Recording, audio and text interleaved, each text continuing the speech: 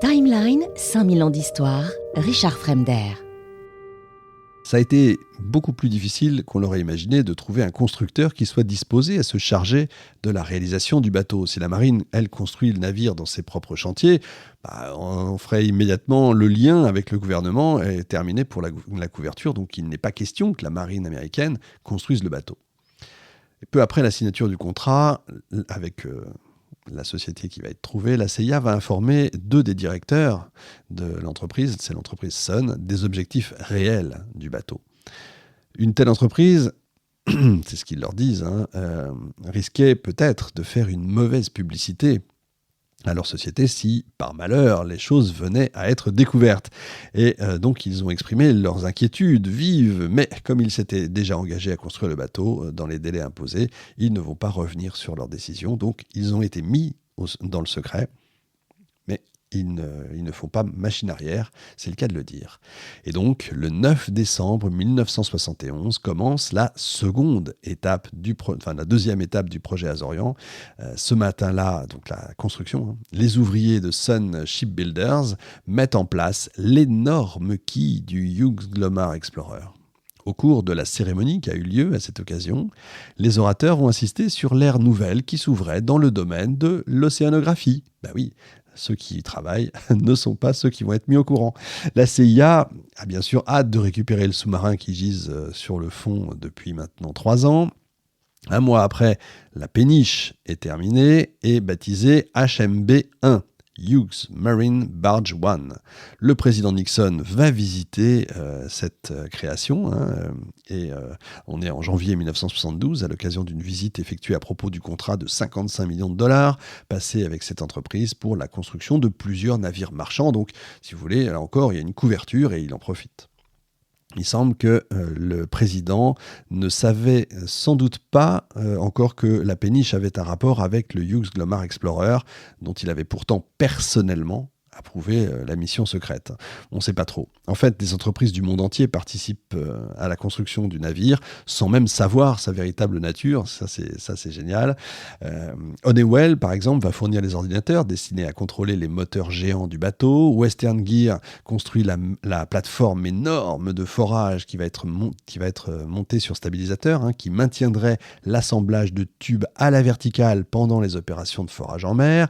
Les supports d'acier de la plateforme les plus gros jamais fabriqués ont été réalisés en Allemagne par Fag Bearing. Mais on sait tout. Les propulseurs latéraux, aussi volumineux qu'un wagon, situés à l'avant et à l'arrière de la coque, ont été conçus par Hydraulics Edinburgh en Écosse. Lockheed Missile and Space, qui a l'habitude des projets secrets, va faire les différentes parties du véhicule de récupération aux 4 coins des États-Unis, de telle sorte, encore une fois, qu'aucune entreprise ne puisse deviner quelle serait leur destination finale. Nordberg va se charger des énormes moteurs qui actionneraient les hélices de 9 mètres du bateau. Pour vous donner une échelle, c'est monstrueux.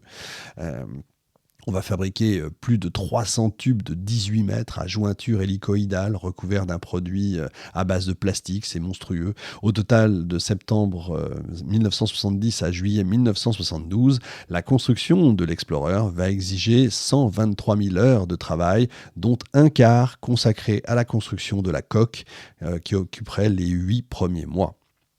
La taille et les équipements du navire va inspirer aux ouvriers de Sun Shipbuilders un respect mêlé aussi de crainte. Et le mystérieux propriétaire de l'Explorer exerçait sur eux une sorte de fascination. Ils interprétaient tout retard comme une lubie de Howard Hughes qui cherche à imposer ses propres conceptions. Alors, oui, parce qu'officiellement, c'est Howard Hughes, donc il fait fantasmer, les imaginations travaillent, les ouvriers parlent du bateau entre eux, dans leur famille, certains systèmes extrêmement chers, très perfectionnés, comme le contrôle informatique des moteurs, forcent l'admiration. On n'avait jamais vu ça. Ils n'avaient jamais vu un aussi grand nombre d'appareils à bord d'un seul navire. Alors, évidemment, encore une fois, ils ne connaissaient pas le rôle de l'Explorer. Vague histoire de l'exploration des gisements sous-marins, stabilité du bâtiment, etc., au plus fort de la houle, tout ça basé à Hawaï, mais enfin ils n'en savaient pas plus. Et malgré quelques incidents mineurs, le bateau a été construit dans les temps. Le navire a été construit dans les temps. L'Empire Hughes va donc bientôt disposer d'un bâtiment aussi gros qu'un porte-avions et payé par les contribuables américains. Les tubes de 18 mètres revenaient à 60 000 $ pièce, soit pour 300 tubes, plus de 18 millions de dollars. La plateforme qui soutenait le derrick et maintenait l'assemblage de tubes à la verticale malgré la houle était l'une des plus lourdes réalisations industrielles jamais soulevées par une grue. Elle pesait 755 tonnes.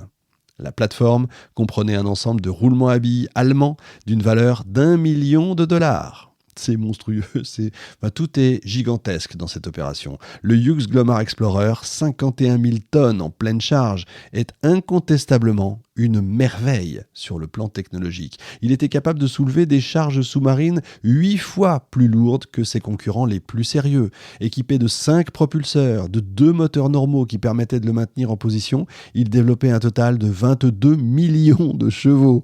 Même par gros temps, avec des creux de 6 mètres et un vent de 40 nœuds, ses propulseurs pouvaient le maintenir avec une marge inférieure à 45 mètres, moins d'un quart de sa longueur, au-dessus du point repéré par ordinateur, 5 km plus bas. Encore une fois, je ne sais pas si vous imaginez ça.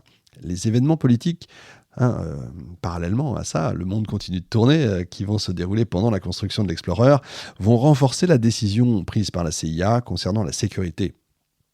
Fin 71, c'est quand même une période difficile pour l'administration Nixon. Vous avez la brigade d'investigation spéciale du président, les fameux plombiers, qui va découvrir un réseau d'espionnage militaire avec des informateurs à l'intérieur même de la Maison-Blanche. C'est au moment même où le président est en train de clamer à la télévision son innocence dans la fameuse affaire du Watergate que le Hughes Glomar Explorer va quitter Chester, en Pennsylvanie, pour ses premiers essais en mer. C'est ça qui est dingue, c'est l'Amérique. Ils font des choses extraordinaires pendant des moments terribles. Malgré les travaux, on reste encore ouvert, quoi. Quand la construction du Hughes Glomar Explorer a été achevée, donc fin 73, on va organiser d'importantes cérémonies, évidemment, pour fêter son lancement, c'est la tradition. Les responsables de Global Marine savaient que l'Explorer était trop large pour passer par le canal de Panama, et qu'en conséquence, il devrait faire le tour de l'Amérique du Sud. Alors on va donc louer à une grande compagnie aérienne un jet et son équipage au complet pour rapatrier les employés du Global Marine à Long Beach pour l'étape suivante de l'opération. L'appareil était largement approvisionné en alcool et en vivres parce que la CIA tenait à récompenser les hommes de leur loyauté au cours de ces longs mois de travail.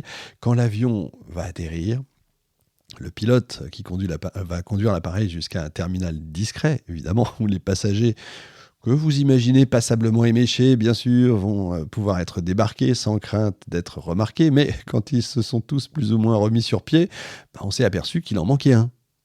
Incroyable, alors on le cherche dans les rangées, dans les cabines, mais sans succès. Soudain, un cri, toutes les têtes se retournent vers le salon arrière, sur le seuil. Une hôtesse, désemparée, appelle à l'aide. À genoux, penché sur la cuvette des toilettes, comme s'il était en train de vomir, il y avait un jeune homme de 21 ans, tout bleu, visiblement mort. Les médecins, appelés pour l'examiner, vont constater qu'il avait un morceau de steak non mâché au fond de la gorge. Il est tout simplement mort étouffé à quelques mètres de ses camarades qui n'avaient absolument rien remarqué.